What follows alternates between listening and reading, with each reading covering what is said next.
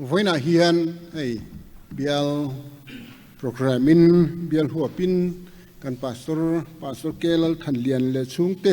Thlahna hun kan mang ani a bial chung Kohhran sang atanga te hun mang tur Inkhawm te lalpa Isu Krista mingin bial ai in chibai kabuk cheu ani pathian chibai ibukang u ramzong song te u lalpa chomoin hlim takin auro u lom chungin lalpa rong bol ula hlasa chungin ama lokal ro u pathian hai nei trong trang u lalpa kan pathian chungnong ber voina hian hei kan pastor Thlahna program mang turin bial huapin program kan siam ani a hehuna local song te khoi ni tharau thiang min pol la kan thil ti tura hian nang itelani ti min mu chian ti rang che lalpa kan pathian lom chunga irong bol tu tha turin voina kan Inkhawm ani a kan hun mantur songa iro puina lo lang se I tharau thiang min nangin min hruayang che I khoi na lalpa Isu Krista mingin kan ti la che amen tuna chuan thupuan lam kan ngai thanga bial ziak tu kan somanga chumi so chuan tol chung lamatangin secretary lo ding zui don nia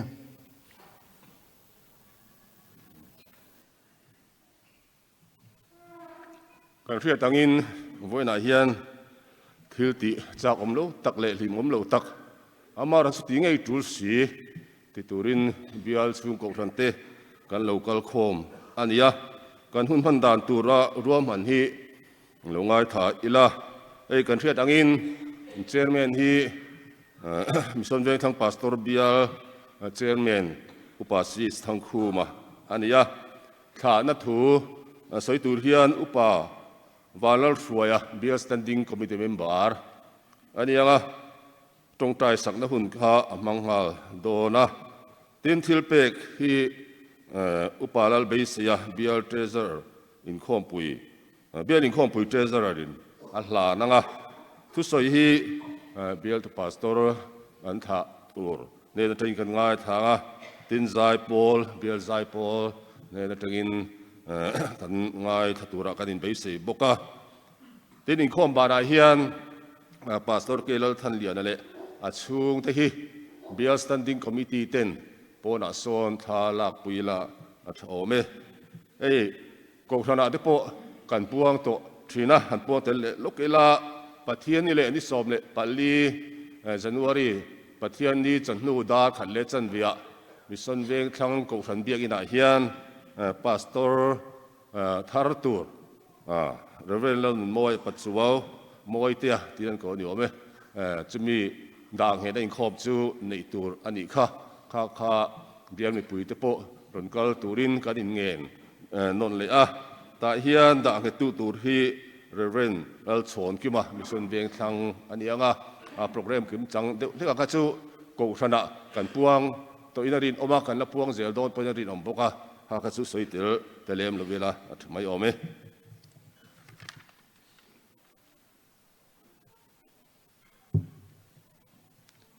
voina kan bial tu pastor ke Lalthanliana Thlahna hun manga ron Inkhawm te kan bial hroi tu te le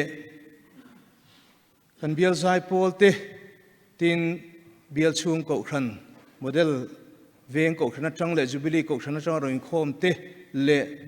pon na matanga ron Inkhawm he hun minon man pui tu song te mission Vengthlang Kohhranin kan lalpa Isu Krista mingin chibai kan buk chewa kan lo lom chewani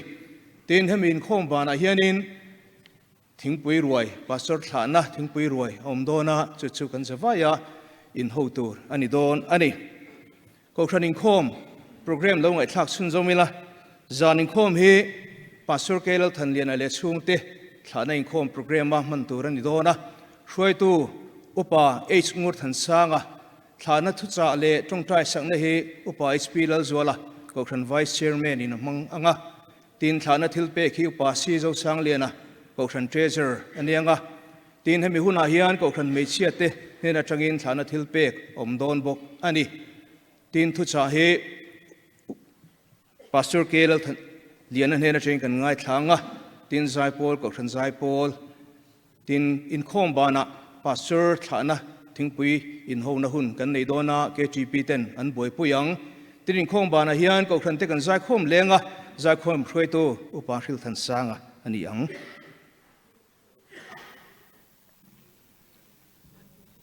tuna chuan kan thla tur kan pastor Lalthan number somli le panga na a mangai na ka cholin ka pan min reto adu zong ka tia piang in mal min som fo thin thanem ngai na chang ka hriatin ka tan mal som na lungai in chira wangin mangai na ka mu ti hi pathian fakle choi moi nan lim takin ilo sang u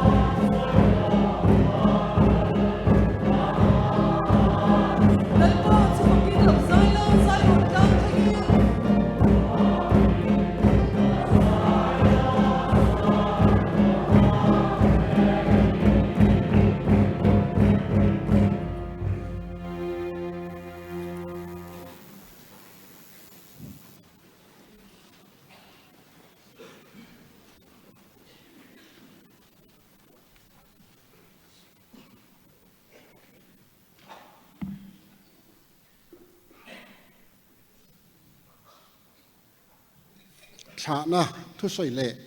trong trai sak na hun mang turin upa vanal hruaya ilo so mang u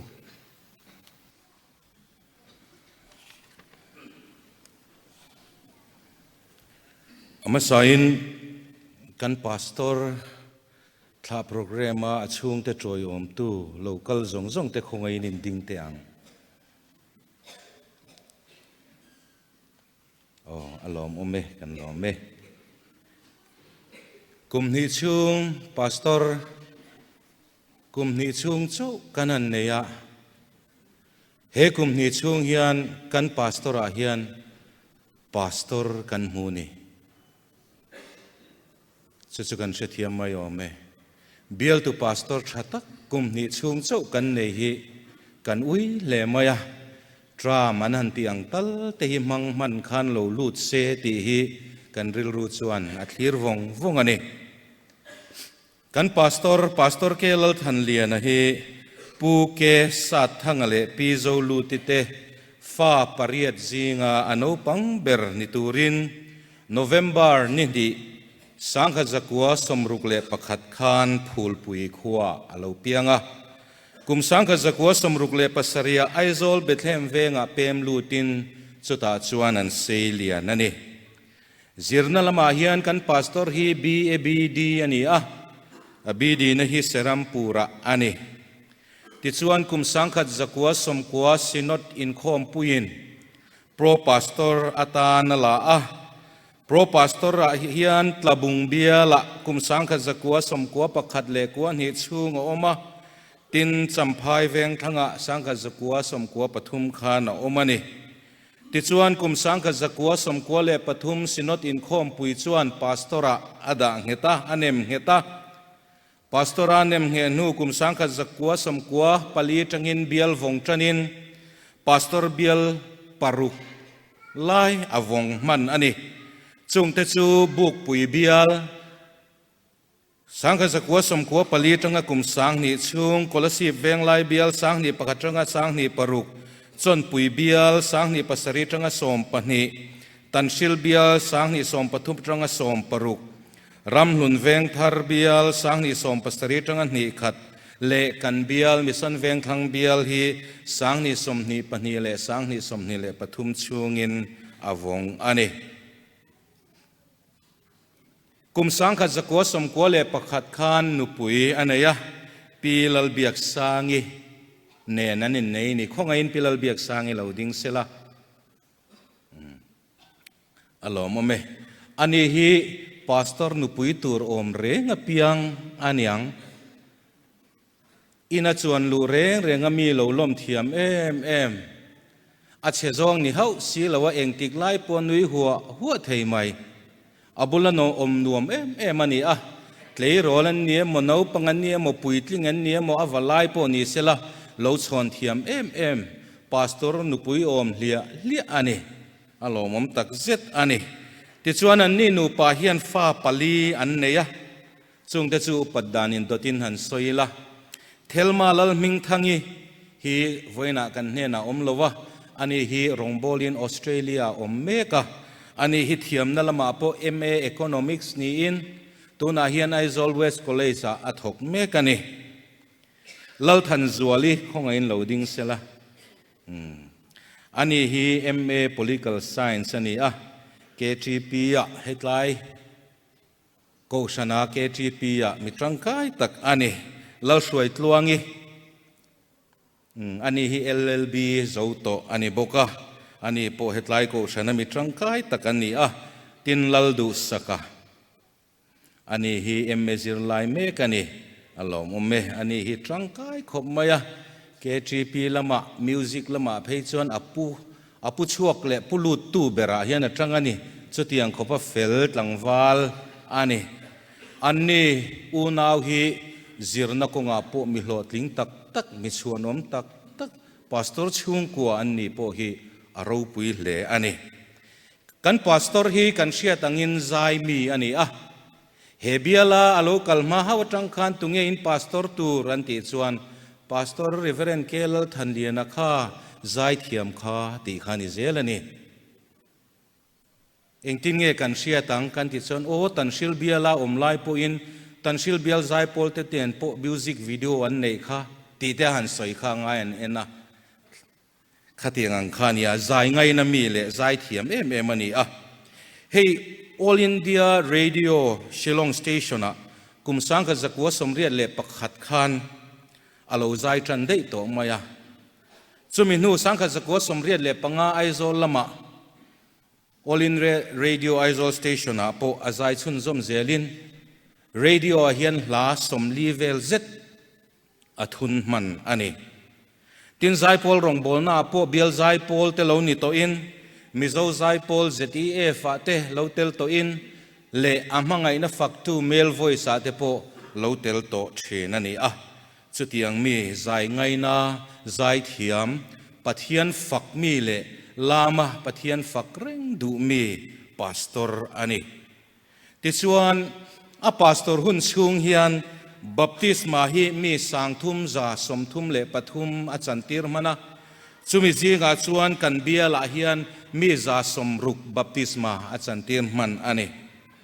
อินในนะฮีมีจังอาสมลีเละปลีอินในตีระกันเบียลบีกาเฮียนมีสมงาเละปักขัดกุมนิชุงอินอินในตีร์มานะ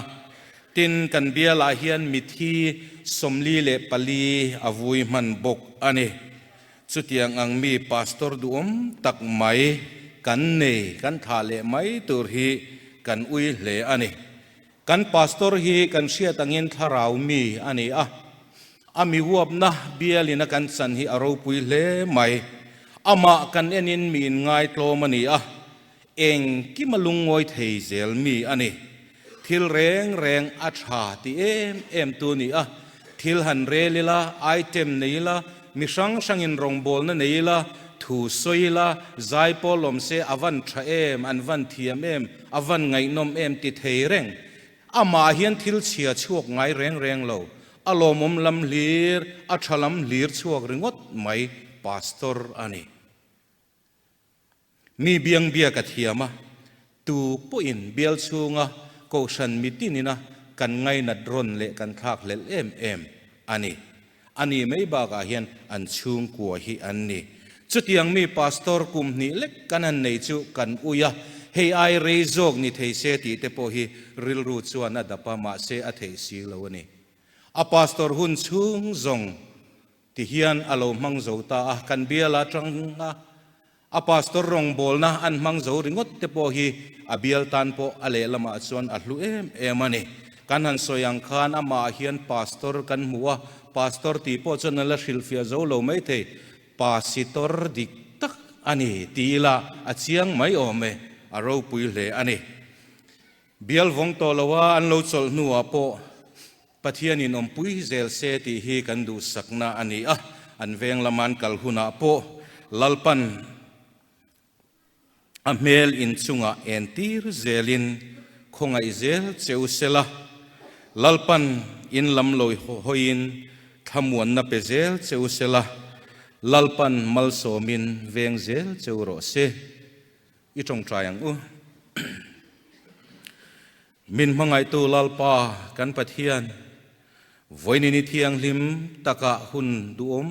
ตักอีโกชันเตมินเปกเลวางินเฮน่าลมทูกันชิลเชเฮตุนหุนาเฮียนกันพาสตอร์ดูตักไม่จู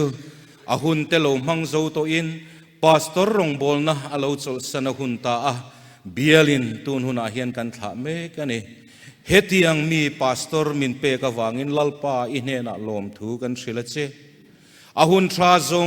งอิตานมังรัลตูฮิลัลปาดังอินกัลสันไงลาวละเฮรองบอลนะอติโจนัวโปอินละมาโฮนัวโปลัลปาอิทาราวเทียงลิมินันซุงกัวลัวขัดลัดเซละอิเมลซุนซุงเอ็นตีร์เซลินิคงไอนัจุลันสวตีร์เซลังเซ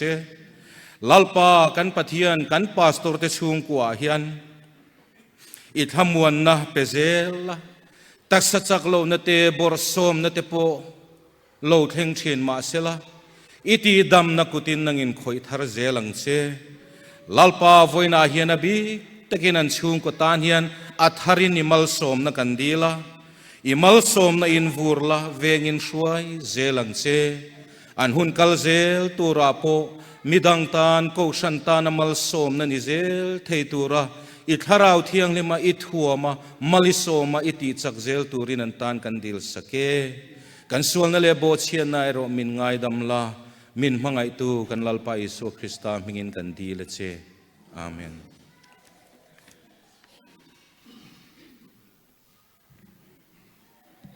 Tuna chuan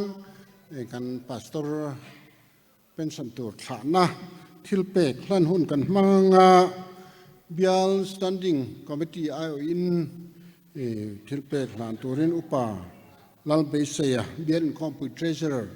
chemizo chuan Bial Kohhran mai chia Bial KTP le Bial Kohhran pawalai pol te kha chia lo na he tiang huna hian ti thin ania chu kan hriat lan kan rin wak te po ni ange ni kha thilpek lan turin rem chang ani chuan local menga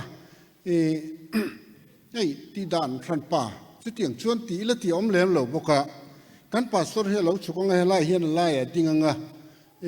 thilpek lan tu turin thu sei toy khát tiền cắn này đủ pon lecture tranh cắn soi xuân lại pastor kiang ở Sukalin thilpe cắn là nanga xuân cắn Iowa committee Iowa thu soi chung khan committee member local te cắn ding zel donia tuna Bial standing committee member te cắn ding anga pastor heta lại hiện lâu suk sela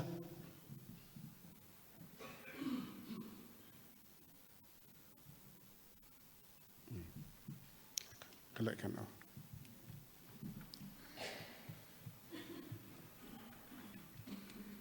Pastor ke Lalthanliana rinom takle tai mataka pastor na pension thenga I thok thei hi kan lom pui chea chuti rual chuan mission Vengthlang Bial min chu san tur hi kan ui tak zet che ni mission Vengthlang pastor Bial chuan kan Thlahnan che he thilpek cheng sing thum hi kan hlan a che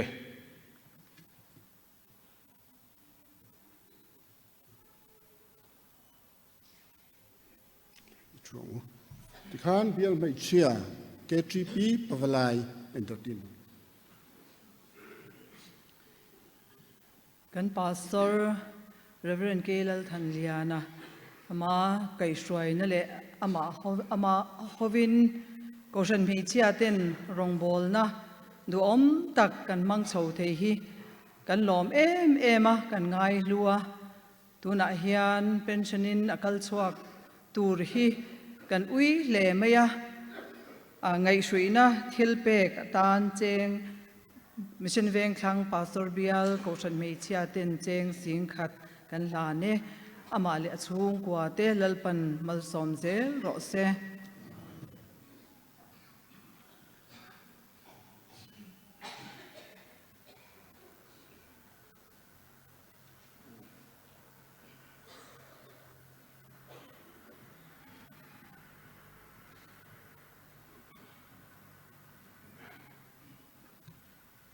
Nikum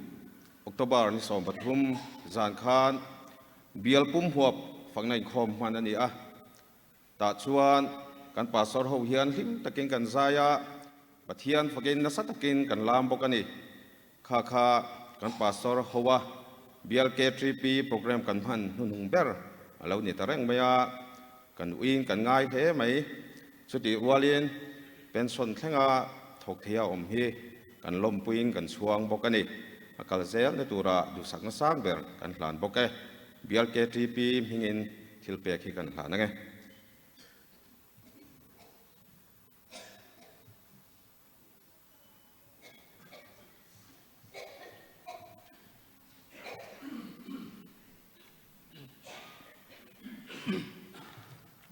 Pawalai rong bol na min ngai lut sak tu pastor ke Lalthanliana pension thenga rong bol nai tho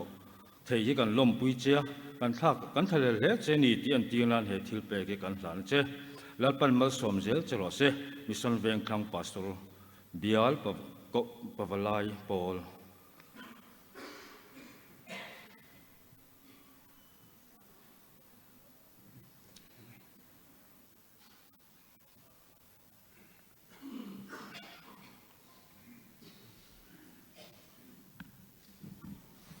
tu na chuan pathian phak na hla bo sai te saturin bial zai pol lo samang u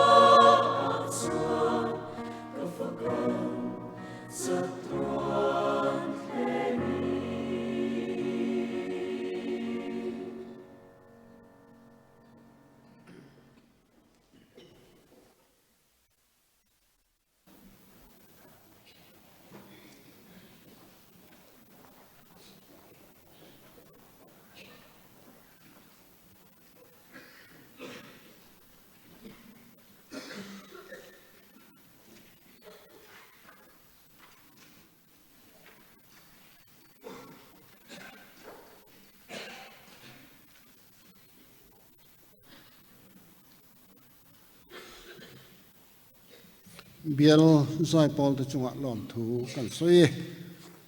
hei hunala thola trong kam ni khat than nei ve lokila Presbyterian Kohhran hi chuan in kai hruai na te thil hi kan nei mo mala hei Pathian Biak Inkhawm hruai na bu kan ti te hian voin program ang te po hi om thlip thlepa kan Inkhawm kai hruai na bu a reng reng hian hla hi Inkhawm service chungin pahni ani feka hun ser chunga pakhat le hlan nung chumi chu ani feka ni lavathum in ze na program hi om lo rim prima chutiang ani chung chuan wena hian hla pakhat dang kan thlang lenga hlan nung ber tur kan sakma po in than le kan du ani kan pastor hi tun ahun top lama chan chin kan hria chung chang kan hria har sat na hrisel lo nen an tlak boka thu hi soi rei ngai ta lo riang maya ministom panga vel ni tlang puya chuwang chuan kan khom ban ma lutuk te pokha anal chia chuang lo hla kalowin bo saidana chuan mi pui kan thureya chang khat la kan thang chu kalo tiril ruwa chu kalo in bo sai sa dim diam chu nia maro chu zathum le somruk na Krista Kohhran tan kan ding rilruwa in zomin ti hla hi kan sa anga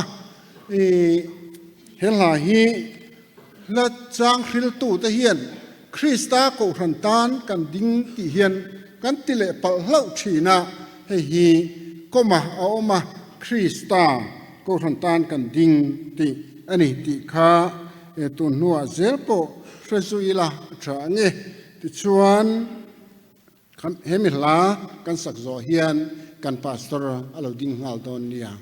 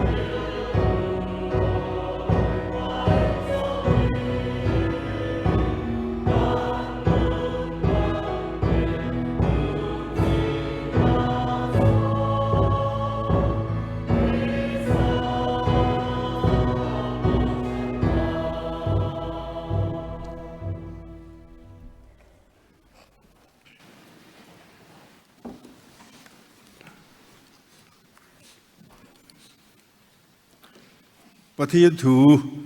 ilonga thang u thuril tu bung thum chang khat atanga chang li thuril tu bung thum chang khat atanga chang li engkim tan hian hun ruat a oma van nuai thil ti zong tan hun rem chang a pian hun a oma thi hun a phun hun a oma thil phun phoi hun a ti hlum hun a oma ti dam hun a thiat hun a oma siam le hun a tra hun a oma nui hun a sun hun a oma lam hun a lalpona thu kan chia de kan zatan malmin som sakro se amen voina pasorung bolna so santo turin sinotina kum abithli kum somruk pani November sangni somni pathuma khan kalau thenta ka fangin voina bialin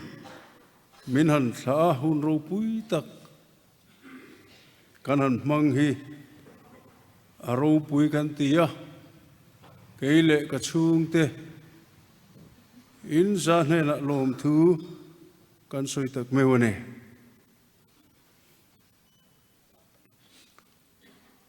pathian khong ai den he pasorum bol na he kum som thum pathum an thoka pathian thatna pathian khong ai na kan chan hi ro puya kan soi seng lo voina hian eng chen nge ka soi ngo ti te kain ngai tua thil soi cha kum tak te tam tak kan nei ani chung si trang sun tle ma zong han ta lan tuma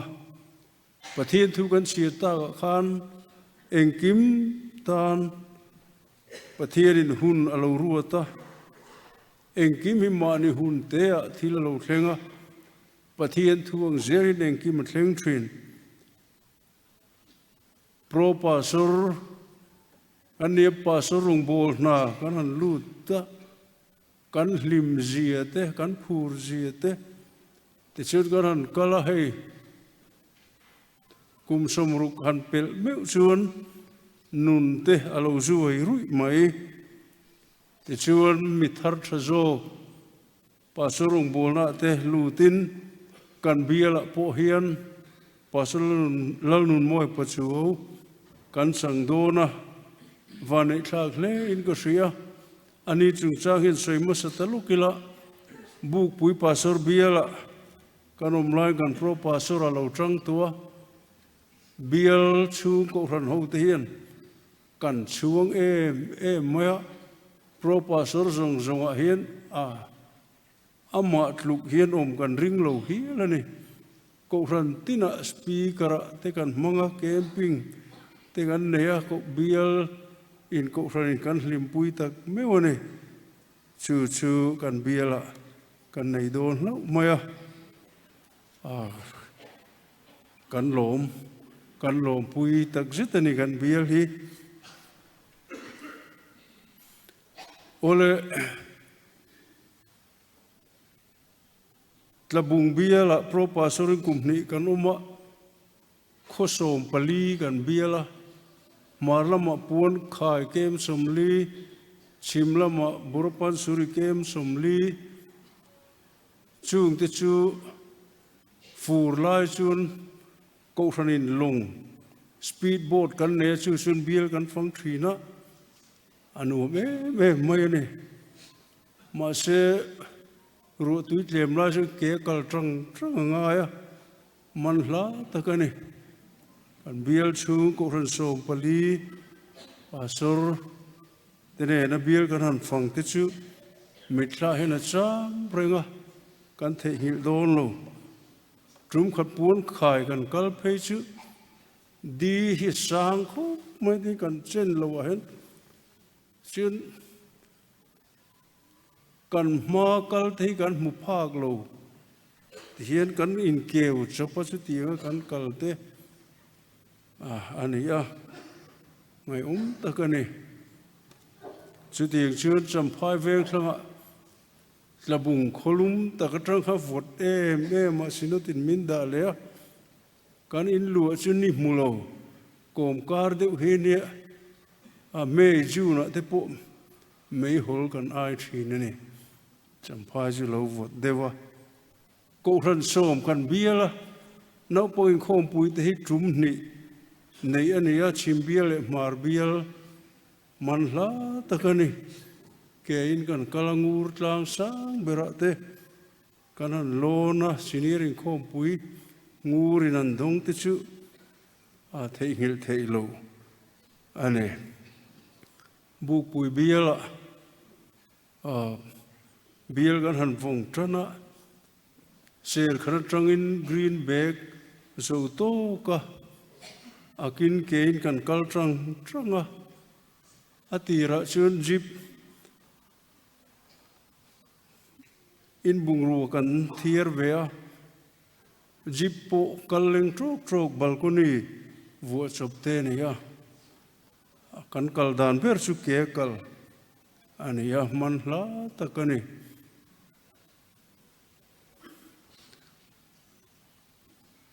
kamit ngai nom kalati zol pakhat chu ratu tangin mithi anon sila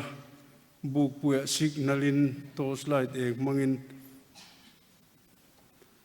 chung han mu te chu man la ta kani power supply te thain ti chu ni se khang signal ti kham man thei don lowa thingtlang man signalin mithi te po online thil alom hle ne kolosi pa Kohhran som venglai pastor Bial in kan nei le chu po man hla hle ke Bial fan ania achangin tui te lo liana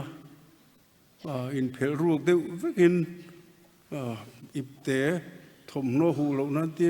kan dai kai ngai thin khop mai te chuan ma ta ka ajo la min la lu ta chon pui Bial chu da tan ril ramnun veng thar helaya kan sinodin kum ni min han da hi kan ha chol der mai heti angre pastor Bial nuam hi kan la Bial ngai lo wa kan la mu ngai lo wa Adam thak le tira chu kan local tur chu kan u phur khop maya Kohhran committee han thu de som thum chuang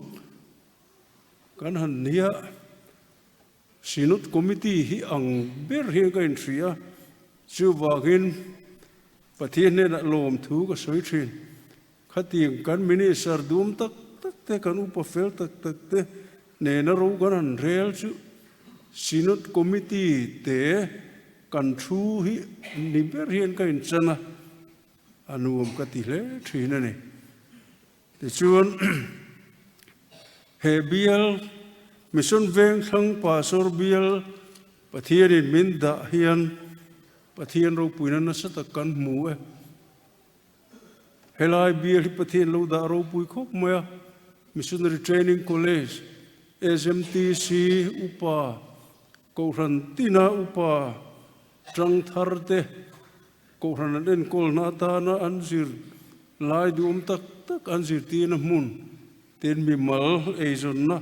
kongan hlot lin na tur training na mun te lo ni boka chunga chun kan pastor tha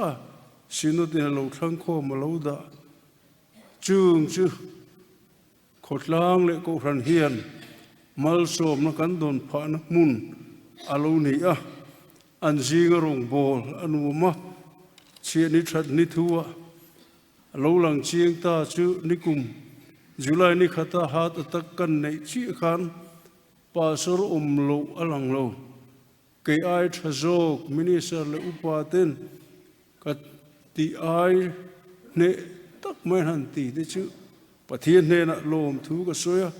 Kohhran ho tan mal som alo ni eng kim mai hi lo trai ti in alo mum ka ti me mane kan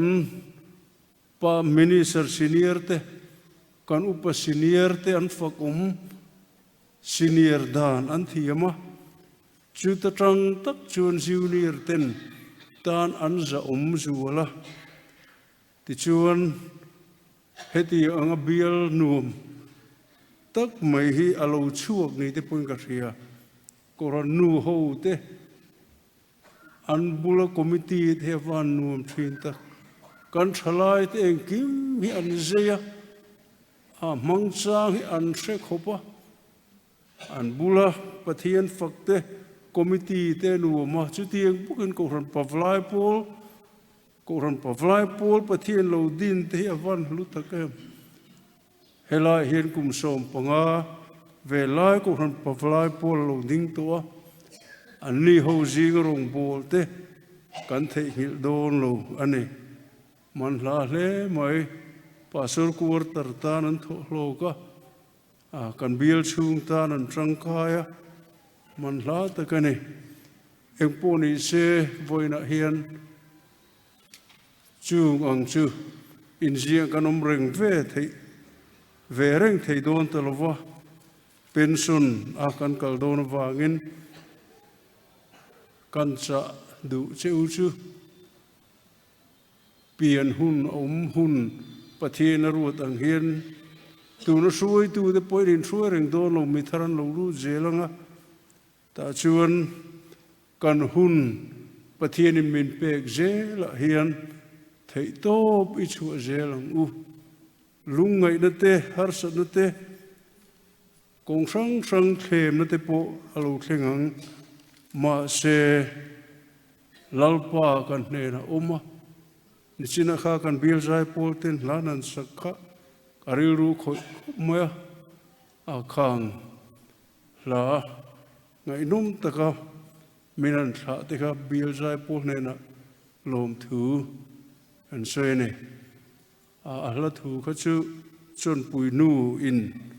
a pu ania a thu ke ro kha chu kai in kan tu ma harmonize tu po voin her ro Inkhawm vera maya pathian hi van thata kem eng ki ma hian arin tla ka avan lo mum ta kem chuti lai chen thu po choi tur po khan nei riat mai ti mai tharau thi ri min tran pui lo chun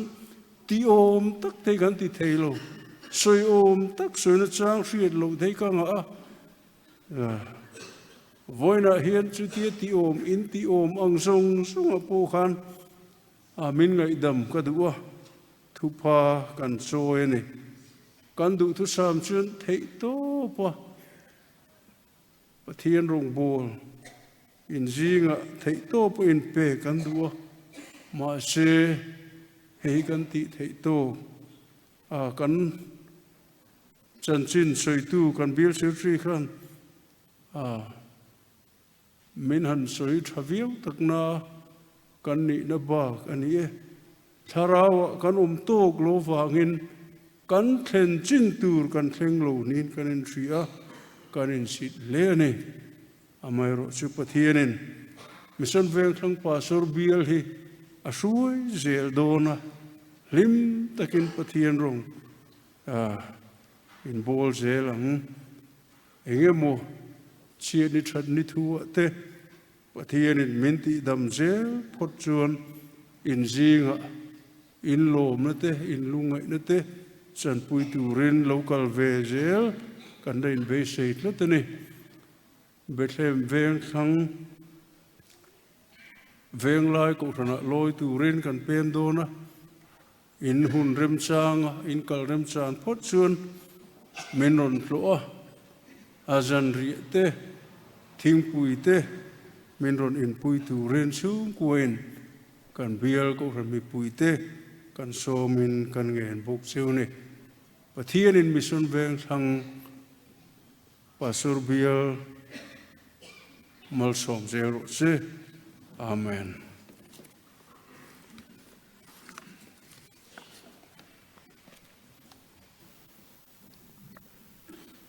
Lam ame tuna chuan pathian fakna hla zanga le somruk pakuana mangai na hrui vuanin thinlung hun khat puin Christian kan lo in sui khom hi van lam ti dan ani ni zala kan Kohhrana chuan in thana bok program bok mangin helai ren takin voi nia kan sa voi na ro chuan kan ren to lawang